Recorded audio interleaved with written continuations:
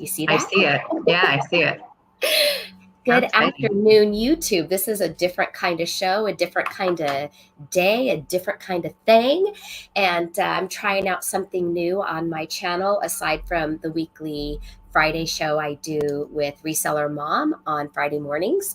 And today I have a new friend, an old friend, guest today, Nicole. She's been in our main group, in our bundles course, and we just kind of hit it off when we met in a private hangout chat. So I wanted to have her on today to tell her story because I think it's a fun story. So Nicole, you want to introduce yourself and just a little background of, how did you start on Amazon, or was it eBay first? Like, what actually got you to even try that? And, were you working? Just tell us a little bit about you. So back in 2008, my husband got laid off from his job. He worked at a factory and I worked at Alltel. And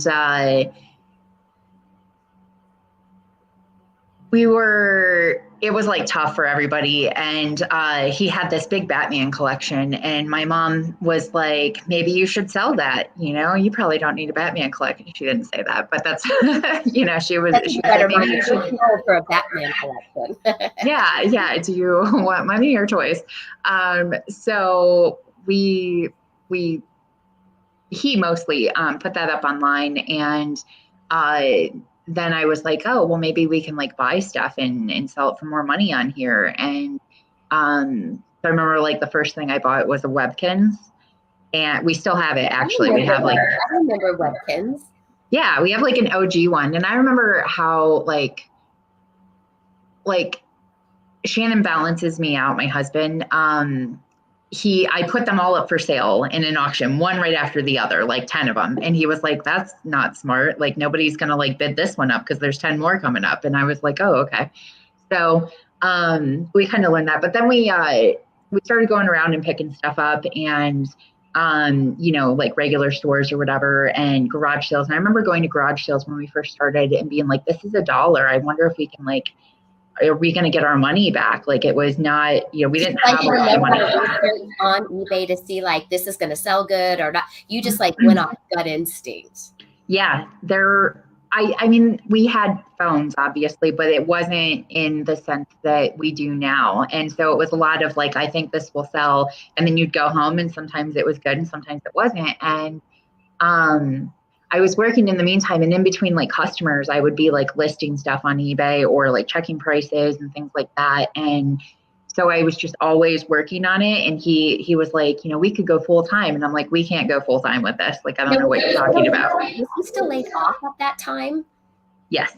And so was he also at home listing and you're listing through your phone? Are you both like tag teaming it?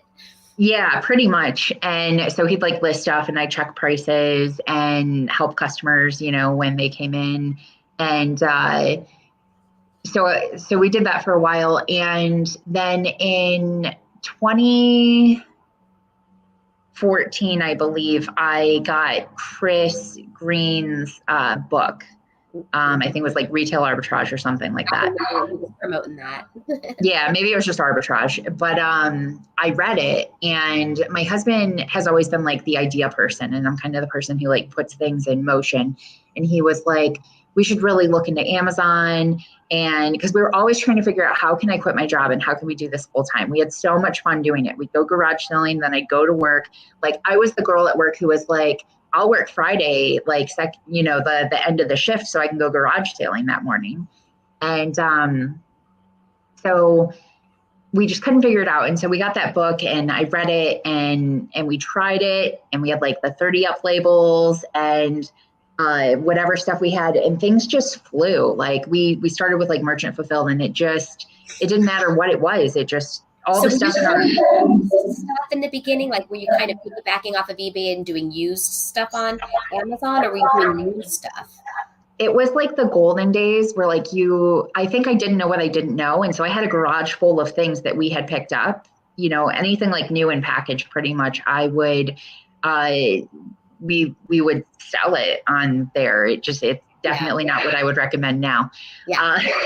Don't do that. But back then you could, like, I remember going on like Black Friday and getting like a DS or something and listing it, and it would sell like 2 minutes later. It was incredible, you know? And I was like, oh, like, I think I see how this could work. And so we started on Amazon in 2014, and that was like 10 years ago. And in 2019, I went full time. So I quit my job on my birthday. Yeah, I put my 2 weeks in so that it fell on my birthday. That was like my birthday present to myself. And actually, that same day, though, I think I had said this to you before, I got notice that my dad had passed away on that same day. So I was like, oh my gosh, I have to work tomorrow because I just quit my job and I have to handle this situation. And so it was crazy. So the next day after that, I went out and was buying stuff and sending it in. And a couple of years ago, we had like kind of taken a break from eBay. And so we got back into eBay and have like kind of grown that and gotten to Whatnot and have grown that as well. So did your husband ever go back to work after that layoff, or for him, did it become eBay full time from that point on? Yeah. So he never went back to work. He stayed home with the kids. He's a great cook. And does like when we do our shipments, he does like the shipment part of it. So he does like all the things that I don't find very fun. That you don't like doing. And then what did it take for you to be able to quit your job? I know that's a thing people ask a lot, is like, how long does it take to quit your job? You know, what goal, were you at a certain dollar point? Did you roll over all your money until you got to where, you know, like, how was it that you went from I work and do this to where, okay, I can afford to leave my job? Yeah, so there's a lot of things in there. So I had a job where I got to drive around all day. At that point I was working for AT&T. Alltel got bought out, and so I would listen to YouTubers and podcasts and whatever I could find, and I was listening to them and just like wishing and wishing so hard that like I could do this thing full time. Yeah, but I had to have a plan. So I was like, if I can save up this much money, and if we sell this house that we had bought and move into a different house where it will have the space and everything. So I had a plan. I like came home one day and I said, we're selling this house. We're buying a different house. We actually bought the first house that we found in the town that we moved to, and because it had room for the business. And I was like, I have to get out of here. Like, I can't do sales anymore for someone else. So I had a friend who had gone full time, and I would talk to him a lot while I was working. You know, we'd be chatting and stuff, and he was a lot of inspiration for me. And so listening to like a few specific like YouTubers and listening to him and just, you know, coming up with that plan and following through with it was the big thing.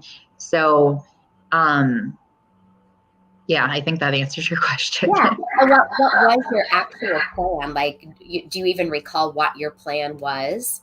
Yeah. So we had bought a house. So when Alltel got bought out by AT&T, they moved us to a store that was 45 minutes away, and I had to drive there, and I hated driving there in the winter. And so I got the opportunity I got promoted basically at AT&T, and I said, we're going to move out there, and I'll take this promotion and I'll stay with AT&T because that's a career and whatever. And I wasn't in love with it anymore. I loved working for Alltel. I wasn't in love with it once I got to AT&T. And so when I came home, I said, we're going to sell this house. And the house we had bought was a foreclosure. And the town that we moved to was the fastest growing suburb outside of Cleveland. And so I was I knew I could make money selling it. And I knew about how much that would leave me. And I was like, okay, that's my like worst case scenario fund, right? So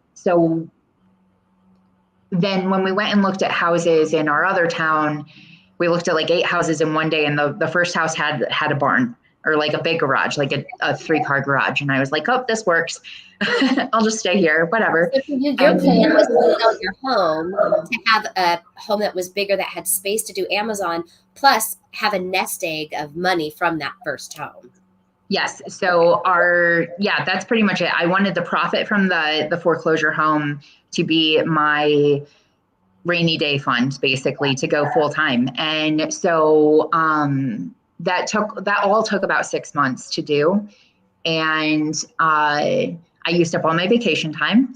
And the last thing I wanted to do was go on a big cruise before I quit my job. And that's what we did. And when I came back, I got to work and they were like, we want you on this project and that project. And I was like, I can't. And I just put my 2 weeks in. And you know what I told myself? I said, you see all these horror stories about like Amazon and things like that, things going wrong basically. And I thought that could happen, but it hasn't happened in 5 years. And so the odds of it happening are really low. So I'm going to take that chance. And there you go. Yeah. And I do want to pause real quick because Wendy comments and says that Shannon and Nicole are wonderful people who are so generous and caring. They are the ones who encouraged me to start reselling for extra income, and love you guys. That's sweet. That's sweet. And do you know Wendy from one of the Amazon companies? Yeah. Yeah. She's done really well with eBay. And actually one of my biggest regrets, I gave her, I think I gave her Chris Green's book. And then I think Amazon started getting crazy and I was like, don't do it, just do eBay. and I hate that because I see how much there are struggles for sure, but I see the success and everything too. Yeah, so. I actually got suspended when I decided to leave my job. And you talk about how the worst things could happen to you. The worst thing happened to me, and I was suspended on Amazon after I decided to leave my job.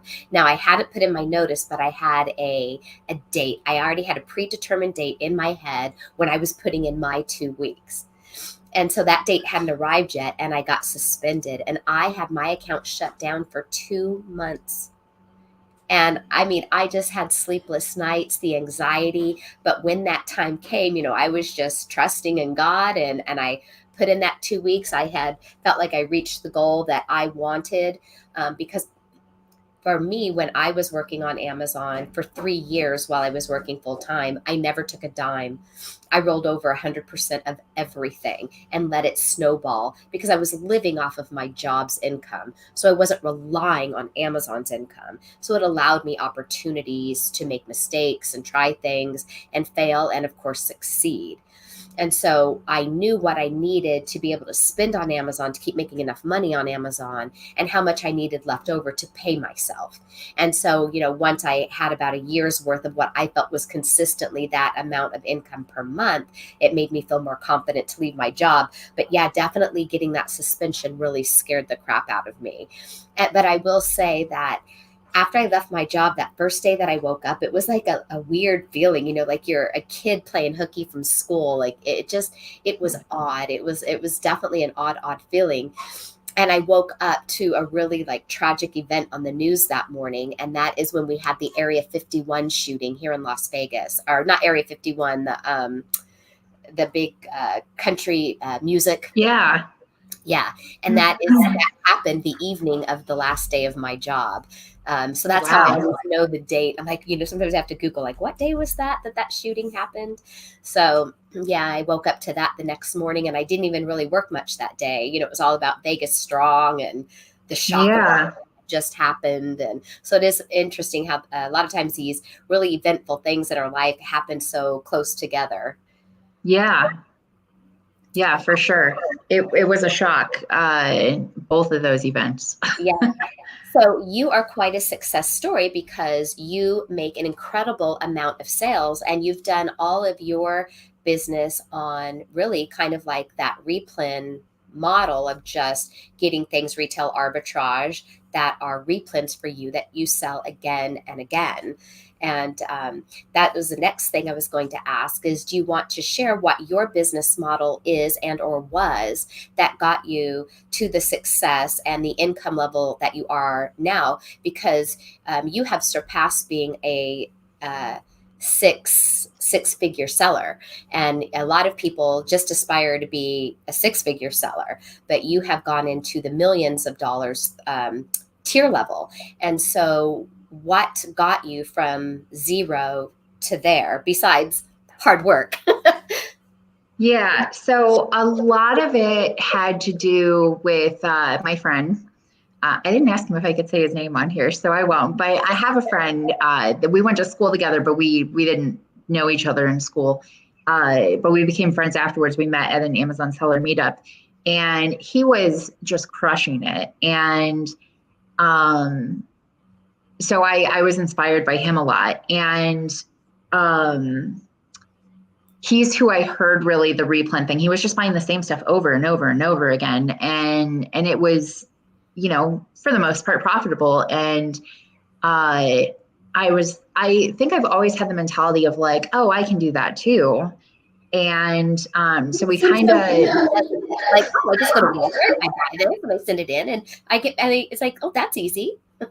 Yeah, honestly, I've said like someday I'll have to write a book on it because it just and call it dumb money or something. I don't know. That sounds terrible, but it really, it was easier before. I think like your mindset probably plays a lot into it, but so I was inspired a lot by him. He was the most efficient person I'd ever met in my life, with, work ethic that is to rave about. He would get up at 3 a.m. and he'd be home by 3 to do his merchant fulfilled stuff. And he would have hit like 7 stores in that time period or more in 2 hours away from his home, like incredible stuff. And so I learned a lot from him. And then a lot of what he had established, I just built on. And so, he was selling these things and I just found more and more and more of them. And I'd be like, look at this thing. And, so we'd chat while we were out hitting stores or whatever. And then COVID happened. And, so I was doing a lot of RA and probably 75% RA and like 25% OA. Was during COVID. Yeah, that's where I learned how to do OA. Yeah, that's what I meant. I'm sorry. Yeah, okay. Yeah, it was during COVID. And I thought at first, I'm like, oh my gosh, this is so hard. I've never, because I was used to going into the stores. I was doing a mixture of bundles and wholesale and retail arbitrage. And then COVID hit. And like you too, and everybody, I also had to learn how to do online arbitrage. I'm like, this is great. No miles on my car. The boxes just come. What took me so long to do this? It's so crazy. Yeah. So COVID happens and my husband's like, you should stay home. And I'm like, are you sure? I'm like, they said 2 weeks, I might be able to pull it off. Okay, let's try. So I just started the stuff I was ordering was good enough and I didn't know it. Like I didn't even have to really think about it. I just ordered more of it and it just sold more and more. And kind of what I imagine is going to happen with this low inventory thing when we actually get our stock up to where it probably should be. There is some value to that. So there is. I noticed my sales have actually kind of increased a little bit on certain ASINs where I'm selling more in 30 days than I did before, even when I still was always in stock. It seems like the more I have in stock, the more Amazon likes my listings. Yeah, that's a great point too. So that's the silver lining there a little bit with that. But yeah, so then started OA, and that was what like OA really hard in 2020. And 2020 was just like a unicorn year. And I had a goal to pay our house off in like 2 years and did it in less than that. And I've been OA ever since. So, but things did change like around like fall of 2022. Maybe it was sooner than that. End of 2021, 2022-ish. And it must have been 2021, end of 2021. And I was like, if things were to not go well, because I don't know, something was happening. I was like, could I do okay with eBay? And that's how I got back into eBay. And so kind of been back into eBay for like 4 years now. About since 2021, pretty much. Yeah. Well, Cajun Root Seller is here. Hello. Have you ever watched Hi. on YouTube? I have not. I'll have to He check is him out. full of energy and so much fun. He's got such a fun personality. Thanks for joining us. Yeah, so he has Cajun Roots Reseller channel, and he does Cajun cooking as well. Oh, wow. Nice. Yeah, so what's incredible with you too is your how big you grew your Amazon business to be as a seven-figure seller has almost all been just retail arbitrage, online arbitrage. It wasn't even wholesale, which a lot of people really aspire to get these wholesale accounts and aspire to you know, get their own private label products ordering from Alibaba, and you were able to build what a lot of people think they have to have these other avenues of getting product to actually be able to achieve that. You've been competing with other sellers, you've been competing with Amazon. So really, if anything, that should inspire people to know that it is possible to really make a great living on Amazon. Just go into Walmart and Target. Yeah. Yeah. I think sometimes we make things more complicated than they need to be. I wouldn't even, and not to say, because your business changes all the time. So like even what I'm doing now is way different than what I was doing 2 months ago. 2 months ago, I didn't know how to make a listing. And then after talking to you, now I'm like making listings, and I could have been doing this for 10 years. Like, Yeah. So it's nice, and it's way helpful to have other people to talk to. New England says they do really great with OA. Yeah. Yeah. OA's, it's a lot of fun. The cashback sites with Rakuten, Top Cashback, Honey, whatever cashback extensions you like to use. Yeah.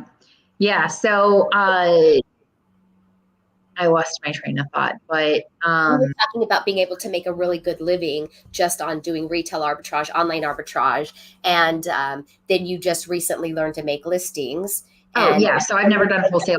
Done that for 10 years, yeah.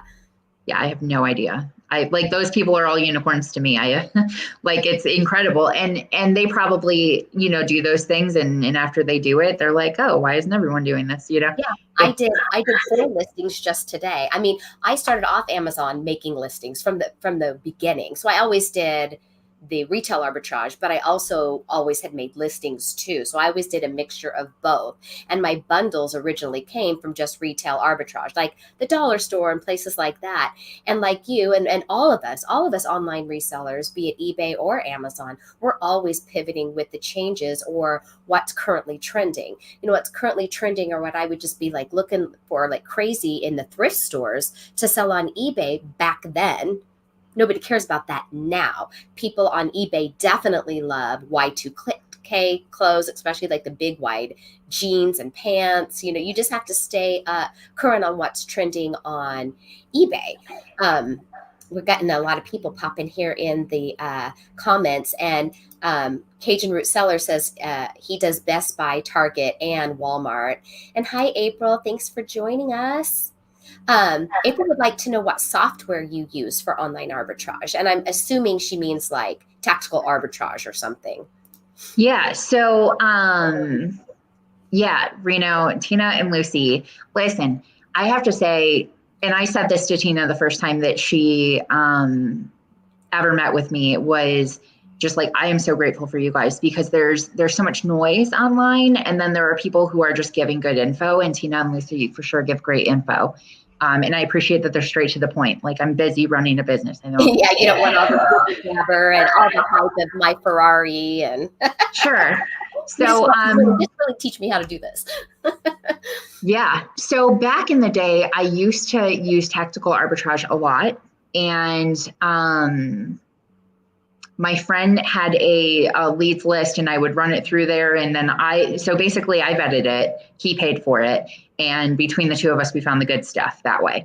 I got rid of tactical arbitrage a few years ago. And then I just recently got it back. And it's okay, but actually the best way for me to source is using Keepa. I love Keepa. I do too. And I do a lot of like rabbit trail things. So, if I'm looking at like a certain brand or something, I'll look at other ones. And something I've noticed, don't disregard the ones that don't say they sell like 50 plus a month or whatever, because one of my best listings sells thousands and thousands a month and it doesn't say it sells even 50. Interesting. I run across that from time to time. And now I don't know if you've ever done this yourself, but I've ran my store through Keepa. And sometimes the information is accurate and sometimes it's not. And that's when I first kind of had that hunch about Keepa not being as accurate as one might think. And the other great thing about Keepa is it costs way less than tactical arbitrage, if you're trying to budget your money. Yeah. And I know you and I have talked about possibly making this little late in the afternoon, early evening for some people show a thing, whether we do this bi-weekly, once a month. And that could be something that we could teach the audience, is how you really scrub ideas with Keepa. Yeah, that would be way fun. There are no minutes now for TA. I see that, Crystal. So I got rid of it before that happened. So when people were talking about that, I was like, I don't even know what y'all talking about. I was just running reports. When tactical arbitrage, I had the most success like using it with like Kmart back in the day. And it's not a thing anymore, obviously. Rest in peace, Kmart. But I had such great buys at Kmart. I used to love the kids' shoes. I used to sell the crap out of kids' shoes and slippers from Kmart. Yeah, I love to hear people's stories. I was listening to Chris Grant today talking about how Skechers at Meijer were great back in the day. And I was like, who knew? The kids' shoes at Kmart, do you remember Toy Story, of course? They had the Toy Story boots that Woody wears, but they were little kids' actual boots. And I used to sell those like hotcakes. It's crazy. Yeah. Yeah. Kmart. Miss it.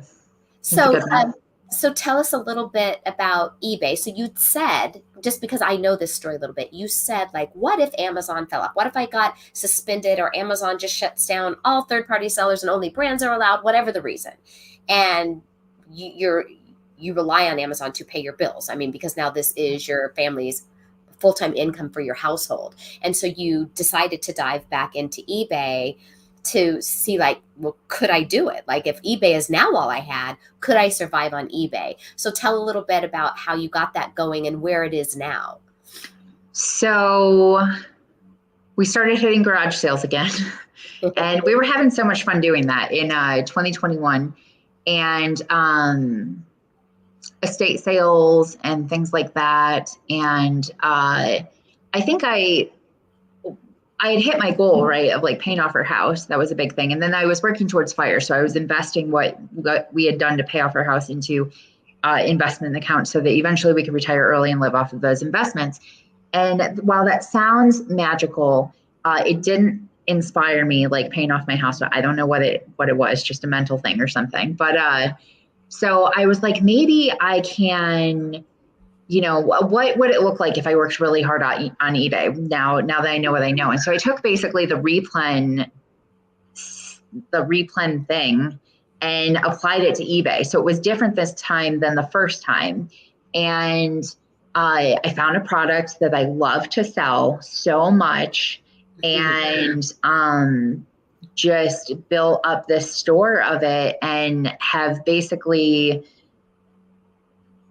that's it. And it just, we started out selling all sorts of things again, but I noticed that, that I just found this thing and I loved selling it. And now I just sell it over and over again. And I go out looking for it every weekend and I go out, anywhere. Selling things that you don't care about, you can love it or hate it. It doesn't matter on Amazon, right? Right. Actually having a niche of an item that you love. So it really does make it fun. Yes. Yeah. So like we started with toys originally back in 2008 on our eBay. And so we always had a love of toys. Oh, that's what it was. So we were selling boring everyday things on Amazon. And my husband's like, this really just sucks the life out of me. And I was like, well, let's go garage sailing and do it like we used to. And so we would like find cool stuff. And that's how we got into, I forgot about that until just now, but I was like, look at this toy and look at that toy and let's go, camping and hit the antique malls or whatever. And it just became our passion. And so, treasure hunt is fun. I mean, it yeah, really is fun. Just the treasure hunt of the antique stores and the yard sales and the rummage. That part really is fun because it's not going down an aisle at Target. I mean, it really right. is finding and that is fun. And we definitely don't get a lot of that with Amazon. No, and actually, since Toys R Us left and Kmart left, I don't get the same joy out of the toy aisles at Target and Walmart that, I used to. And there's no great, like, you remember the clearance aisles back in the day where you could find stuff from 5 years prior in the store? That never happens anymore. Anymore. I No. used to hit great clearances at Target. I used to buy bedding. I used to buy the kids' twin sheets and the comforters, and they would always be on the end cap. And if it was, I used to call it twins for 10. If they were marked down to $10, I could always flip them on Amazon for 30. That's so interesting. And see, I would walk right past that. And so in this business, that happens all the time. I have pictures. I'll have to find it. But when Target did their toy clearance, where I would be like, get in the car, and then I would pack toys around my husband because there was no more room. And it wasn't even a car, it was a truck. Like, we had room, but we bought so many toys that, it's so crazy. your replen business on eBay, just to not confuse people, is not a replen business like Amazon per se. It's Correct. not like you're going into Target and always buying that same dish soap brand and selling it brand new on eBay. It is a niche, but it's items that you're procuring at yard sales and things like that. Correct. Right. So everywhere I go, I'm looking for it. And I love dealing in it. And I go to shows about it. Like, it's just, I don't know how much I'm supposed to share on here, but it's up to you. It's your life and your business. You share whatever you want to. yeah. So basically, so I have two boys, and we had always kind of dealt heavily in like action figures and Legos, things like that. We would go around and like buy people's Legos collection and like rent U-Hauls and bring them back. Like, it was crazy. And then I was like, well, what do I like? And I was like, well, when I was a kid, I liked, Polly Pocket or, Barbie or whatever I played with, PJ Sparkles when I was a kid, Cherry Mary Muffin. And I started finding those things, and I was like, this is way funner to list than your action figure. It allowed you to be a girl. And I was a mom of two sons also. So not only was I a boy mom, sorry, everybody, I'm sick, so I'm really trying hard not to cough. Not only was I a boy mom, but like my little sign back there, I was also a barber. So I worked in a barber shop with men all day long, cutting men's hair. And all of my cousins are boys. So I was the only girl. So it's like, as a girl surrounded by boys, I get that. Like, I want that little girly outlet. Yeah. So that's what I did. I just started looking for that stuff that I loved. And I had to move recently so I could get a barn to support all of it. So I love it. I love that you have your business in a barn. I love that. Now, Cajun Roots Reseller and Reno, I know for sure you guys are more my age. And so, of course, when I was a kid, I know you guys will remember these. I loved wearing underoos. And I remember I had my Wonder Woman underoos, and I would jump off the ledge. Our fireplace had like a ledge that you could sit on. I used to jump off of it in my Wonder Woman underoos. And I can totally see that. And I remember looking them up on eBay. I thought, I wonder if you can find vintage underoos just for the heck of looking one time. And they went for a fortune on eBay. Of course, I've never found any out in the wild. And of course, when I was a little girl, for me, it was strawberry shortcake and blueberry the dolls. And they smelled like strawberry and they smelled like blueberry. And I always wanted to have those dolls. And the thing is as you get older, sometimes you want to reminisce your childhood. And so you might want to find one of those on eBay to have it. Maybe you want to buy it for your grandkid because it was a thing that you loved when you were a little kid. So there's always an audience for collectors, maybe people who actually collect those items on eBay or just want something that is reminiscent of the past. I know for my mom and her brothers, I can't remember the board game now, but my mom and I were talking about like what was their favorite game when they were kids.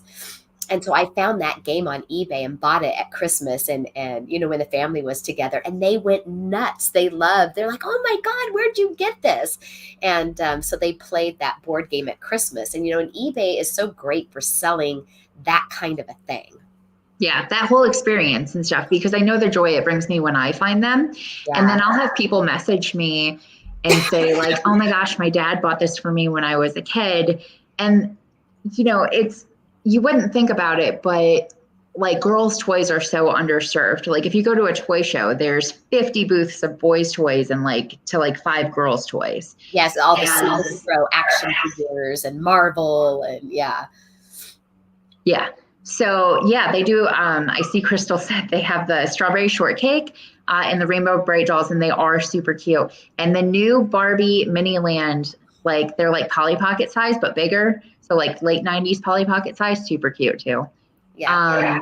I love all of that stuff. I have a barn full of it now and sell it on eBay. And I surprised myself with what we can do on there. And so on the weekends we find either a flea market, a toy show, a doll show, an antique mall, wherever. And in the summer, we go camping every weekend. And so we'll find we like to camp in cabins. So because it takes like 30 minutes to pack your stuff. And then I'm a bougie camper. Yeah. So we rent a cabin somewhere within a couple hours, probably 4 hours or less from our house. And we explore that area. And then like we can go back to the campground and cook and swim and do whatever. And like, it's like the best. For sure.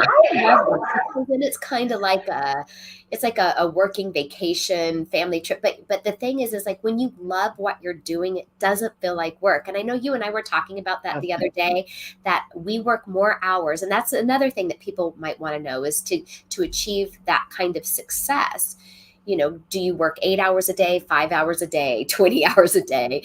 I work more hours now than I did when I had a job, but it doesn't feel like it. Now there are moments it feels like it, especially if I'm, trying to do fight Amazon on a case that I just can't win, or I'm trying to do a flat file. I know you haven't done flat files yet, but when I'm trying to beat Amazon, at their own game to get them to fix issues that they're not willing to fix, on days like that, it definitely feels like work, right? When you're having to tackle a problem. Or if you get an IP complaint. So there are days it feels like work, or hours it feels like work. But overall, like in the scheme of it all, I love it. I love experimenting and trying new stuff. And and what girl doesn't like to shop? I mean, I love shopping. I think that it's honestly my favorite thing to do. And it sounds weird saying that, but I think a lot of my memories, from when I was a kid and stuff, when I spent time with my mom, we went to the grocery store or whatever. And you are doing great, Tina. Yeah, because everybody it started on Friday and it just hit me. Yeah, I can tell. It's I said to my husband, I'm like, you got to go somewhere else because you keep coughing. So I don't know if it's me too. And it started on Friday. It was like one of those in my throat when me and Lucy were doing our show, and I just thought it was allergies. But as the day progressed, I'm like, nope, I'm sick. Yeah. It's I work all day, so my cat wakes me up at like 5:30. Your cat. Your cat is like, meow, it's time to wake up and work. Literally exactly what you just did is what happens to me. I put my covers over my head the other day thinking this will trick her. And she like reached under the covers and I was like, what are you doing? So yeah, sometimes 4:30, sometimes 5:30, sometimes she lets me sleep till 6. Yeah. I get up, I make my coffee, and I go right into my Amazon account, make sure all's good there, go to eBay. Too. And I know when I message people like on Messenger, most of the people I message on Messenger, Amazon friends, are like you, where you're 3 hours ahead of me.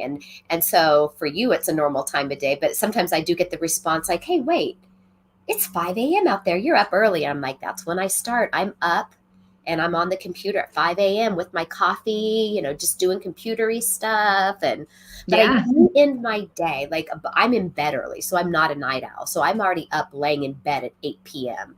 where, Wow. a lot of people are like late night owls, but I'm up there relaxing, watching TV, and my phone goes on silent. Like I don't want to look at it, hear it. So I do allow myself to shut it off.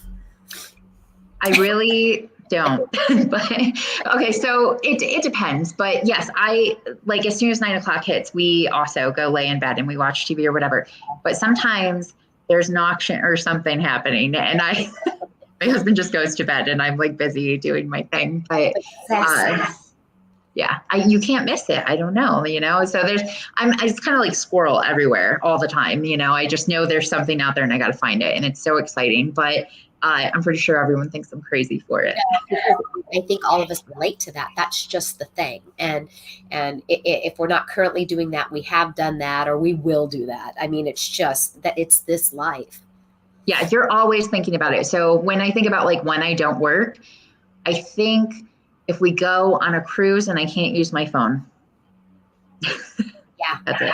You know what? It's hard when you have to when you actually have to disconnect. I disconnected a few weeks back. We went to New Jersey to visit family. Now, I did not disconnect the whole time, but a big chunk, like of what my normal day would have been compared to being out there, I would say 90% of it was cut off.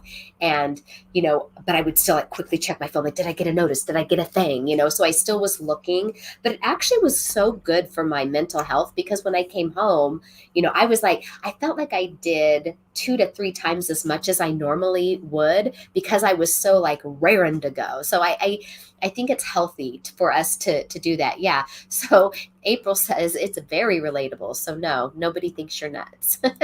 I love too that there's people in the community. Like you don't know that your people are out there until you meet your people. Like, yeah. I kind of found that on Whatnot with like the doll community and everything. I haven't even touched upon Whatnot. So tell everybody. And how do you find the time to run a 7-figure Amazon store, a 6-figure eBay store, and do Whatnot? Like, how did you make them all successful? And then also, maybe before you tell people that, also talk about Whatnot. And not everybody does Whatnot. Some people might not know what it is. So, tell a little bit about Whatnot. So Whatnot is a live auction platform where you can sell your products and people can bid on them or buy them. They have like a buy it now section too. There's different categories. There's like Funko, trading cards, dolls, comics, vintage clothes, there's jewelry, all sorts of stuff like that. And so I originally heard about it from another YouTuber, and I got on there and I was like, the sky opened up and I was like, what? Look at this stuff. And I was just like buying all sorts of things. And then I was like, well, I could sell on here. And so I got approved, and my first show, I think, was like Vintage Ninja Turtles or something. And it went really well. It was so much fun. We like loaded everything in our store, and then we went live and we sold all of them for, good money. And I was hooked. I was like, oh, wait, you can buy something and take it home and sell it like right then. And then it's in a pile for the person that's getting it. And you just have to throw it in a box and it's gone. Like, that's it. And so I would just like pop up randomly. I wasn't really a scheduled person. It was kind of when I had time. And Nate tipped you. Nice. So how many people do I have working for me? So it's just me and my husband. And how do I manage all of it? Right, because I knew that would be people's next question is because I know I kind of quit I do eBay, but very little. I was doing eBay and Amazon a lot. And then I started doing coaching. So it's like, I do now even less eBay. Most of my income comes from Amazon and coaching, a little bit of eBay, and even less on Etsy. I work with my husband, and I certainly can't. You definitely run circles around as much as I accomplish. So it is very impressive. Thank you. Yeah, so it's just my husband and I, but we kind of have a system down. So a day in the life of us is I get up and I check prices and I order inventory. And in the meantime, my husband gets our son ready for school, and then he takes him to school, and then he meets me in our barn, and I start loading everything up on our tables that we're going to ship that day. We ship 5 days a week, and printing out labels, and he labels everything. And while I'm still doing that, I'm opening boxes and putting things on the table. And then I help him finish prepping, and then we ship. And then so we do that from 9 to about 1:30. Mm-hmm. And then until 2:30, we can ship all of our eBay. So I have already typically pulled all of our eBay from the night before. And it's ready to go. And it's a system. Like it's kind of crazy to watch how it happens. And maybe that's what it is more is your efficiency, like doing things very structured like you would at your job. When we go into our jobs, we have structure. Our day is, we have a certain agenda. If it's sales calls, for me, it was my appointment book for my haircuts, and this is your lunch break, and you start here and you end there. I imagine if all of us approached it with the same efficiency that you do, we could change our businesses. Because I know for me, I'm very efficient. There are some things I do very, very structured. Those that watch me all the time know that I'm dedicated on Finance Friday, right? I do YouTube, and then I stick to my numbers, my money, my income, my, just all of those things. So I definitely do have a lot of discipline, but other times I feel like I'm all over the place. And if I was being more efficient, I could probably work a lot smarter than I do. And it sounds like you guys really have a well-oiled machine. For parts of it, we do, for sure. Like I said, last night we went to our son went to bed, and then we went into our room, and then suddenly there was this auction, and now I'm on this auction for 2 hours out of nowhere, right? Like it wasn't, there's a lot of that in my life. It was an impromptu thing because it came up. That's very typical with me. Yeah. So this morning I got on and I started looking for new replens, and I was like, I'm not feeling this. So I just went and did something else. Like there is that freedom to do that. But when it comes to the shipping for Amazon and the shipping for eBay, those are non-negotiable. So those happen regardless. Or you won't have anything to ship. So it's your ordering and your shipments that always have to stay intact. Yeah.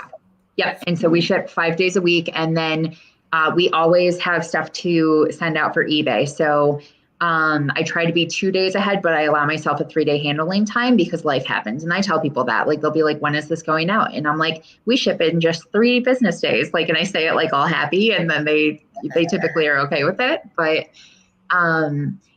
it's what, so with Whatnot, you pretty much can sell anything on Whatnot. I know they have their like terms of things you can't sell, but I don't sell those things. So starting at the beginning of this year, I really loved the community on Whatnot. I loved the people I got to talk to and meet. And I think that's something I really needed in my life, like working for yourself. I kind of discovered it going to a local auction a year or so ago. I was like, oh, look at all these people, and they kind of do what we do, and we made friends and kind of got some mentors, like people who, sold at like flea markets. And I don't want to sell at the flea market, but like I liked that they would come up and tell me about things, and I would learn stuff. And so we kind of had a mutual respect for each other and made friends that way. And I think that's when I discovered that I needed like community. Basically, I needed people who I could relate to and who could relate to me. And like we're stronger together than we are separately. Yeah, so, I agree. And being and my career was very social, where I talked to people all day. And so just being home and not having that social outlet is like a prisoner for me. I need, I need that community. Yeah. Yeah. A lot. Yeah. Yeah. So that was probably a big change for you. And so Whatnot allowed that. And so I was able to sell things I love and talk about things that I love with people who also love those things that they're buying. So at the beginning of this year, there's this other whatnot guy who's really successful, and I read all of his posts. I in this business, you don't realize how much research you do, but you do a lot of research, and that research is, what are successful people doing, and how can I can do that too. Like, so I was reading his post and what he was doing, and I took, the tips that I could get from there. And I was like, I'm going to schedule out shows. And what day am I available? I'm available Wednesday nights at 7:30. Every Wednesday night at 7:30, I go live on Whatnot. And, so I scheduled them out, and I started noticing I was getting all these bookmarks and, 50, 60 saves on my shows compared to when I would just pop up and you just sell whatever. And then I started to see that the sales were better doing that too. And then every weekend we go and do something fun somewhere. And so I go live from those places, and I sell from, like this last weekend we were at a doll show, and I sold from the doll show. And you what's had already bought the show. So I got to the show, I bought everything I wanted to buy for me to resell. And then I went live, and all those people, now that I have my community and I know what they're looking for, and they know I'm going to do it, we go live. And so I'll go up to a table, and they'll be like, oh, I want that. And I'll be like, it's $4 or whatever. And I'll run it I mark it up or whatever. And they know that for my time and shipping and everything else. And sometimes like you're a personal shopper. Yes, which is, I think, my dream job, actually. So I have just created my dream job. And so they know every weekend I'm going somewhere fun, and those are scheduled out. And what's cool about it is then I get to sell stuff that's bought right then and there. I don't have to go home and hope somebody buys it. It's just sold. And then I take it home, ship it, and and then I'll go live and show them everything I bought at the show, and they love that too. So yeah, so you have a set day and time, and then if you do the fun thing, and so since it's always the same niche, you have a following because they always know that you sell, that doll item or whatever from the doll show. So that's really helpful advice. Now I know what Whatnot is, and I have seen, a few people that I follow go live on there just to see what it was like. And so, I mean, to me, it's kind of like eBay, but live, going, oh, here's my hot flash fan, when it's hot in the desert, you can turn it on and cool off, right? And tell what it, and people just like bid on it, and it only lasts for like so many seconds. So I mean, I've seen it, but I've never tried it because I don't know, it seems intimidating, and I don't know. Right. Yeah. I see Crystal asked, with the numbers you do, you have a huge death pile. How do you handle that? I think every reseller has a death pile. We all do. Yeah. So and this is a struggle for me, and maybe it's not for some people, and they're really lucky. But there are times where I'm like, oh, that's such a good deal, and I'll buy it. And then I bring it home, and I really know what I love to sell and what I love to list. And if it takes more than a minute to list it, I typically won't. Like it's an efficiency thing, right? So but I have a hard time passing up a good deal sometimes. So yes, you do end up with those. And so we have a local auction that we will sell stuff to. There's another big YouTuber in the area who is interested in toys and stuff like that, so we can sell to him. And then in Cleveland, there's a toy, we do a lot with toys.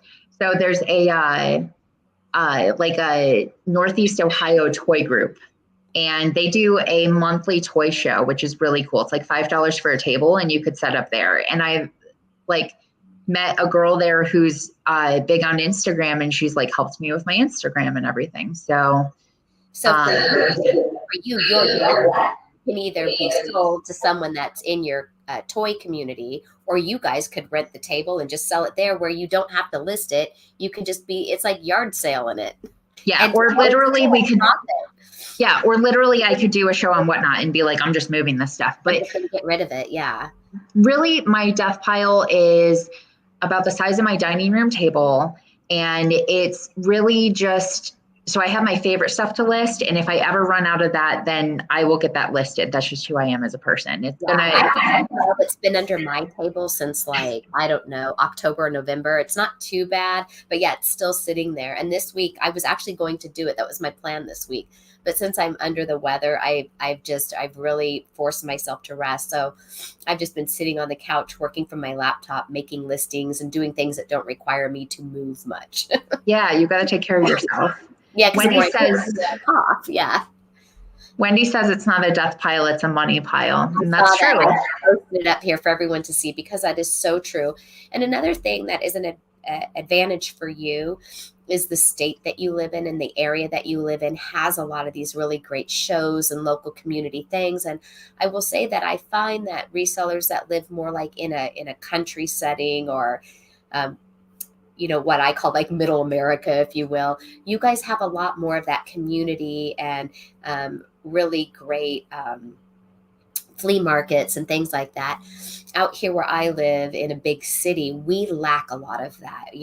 We do have a flea market here, but it's a joke. And there's just one. There are some antique malls that are great here in our city, but the prices in them are very, very high. They're already priced at the price I would want to sell it for. So it is much harder in this city for things like that. And that is one of the downsides to when you live in a metropolitan city like this is you lack, what is so abundant and so great about where you live. And I definitely envy that. And I would love to leave this state one day and live in these kind of communities. When we go back east where my husband is from, there's a lot of that there. And when I lived there, we used to get to, do those things. And so I know what that life is about. And it's so fun and I love it. And unfortunately, we lack that here. But what we do have here is a lot of great yard sales. So because we have sunshine and good weather all year, there's yard sales are generally in abundance. So that is one good thing we have. Nice. I think that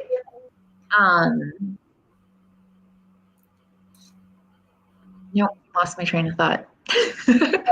Reno says, are fees less on Whatnot than on Amazon? I think so. Yeah. I think so, but I think it's roughly around 13%. And they do promos every so often, like the day before the Super Bowl, they had a 0 fee selling day. And that day I took people around my barn and was like, I want to sell this and this and this. And it was good. And now with Whatnot, because I've never done Whatnot, I'm assuming you buy your shipping label on Whatnot, just like you do on Mercari and eBay and Amazon, it's built into their platform. Yeah. And when the person bids on the item and they're committed to buying it, I'm guessing they've already had to pre-put in their credit card information and it to pay immediately. So then you automatically have their name and address and what they bought, similar to when you've just straight up made a sale on eBay or Amazon. Correct. Right. Yeah. Very cool. Yeah. So Whatnot's it's definitely not going to replace any of my incomes right now. But I enjoy it a lot and have a lot of fun. So I think it's more a labor of love. Is it a get rich? No. Is it, what everybody else is, the next big thing? I don't know. But I like my community on there. I love, so that show we were at this past weekend, the table that I was at, they had great deals and we bought a lot there. And I left with their name and number. They were like, hey, let's exchange info. We have a 3-car garage of this stuff. You can come. Because they're like, you're a good buyer, so we're going to sell to you. Yeah. Yeah. And in fact, I bought a 90210 Peach Pit play set. I love it. Yeah. I bought a 90210 Peach Pit play set there. New. The box was just, the seal was broken out of the box, but everything was like brand new inside or whatever, like $15. And it's like $200 on eBay if I want to sell it. I would have grabbed that without even looking. I would have already known that. That's awesome. That is so awesome. Yeah. So would you say Whatnot is just more for fun, not get rich quick, but like a fun thing and definitely a great way to do death piles? And then Amazon and eBay, would you say that you could fairly live off of one or the other, or do you favor one or the other? Amazon is, if I put all of that energy and focus that I put into the other ones into Amazon and all went right with the world, right? That would be, in a real honest statement, that would be the best use of my time. eBay and whatnot are very much labor of loves for me. They're what I like to do in my free time. But I also create jobs out of pretty much anything I do. So I do it really hard. I don't know a lot of other people like that. I'm sure they're in this community though. And so, I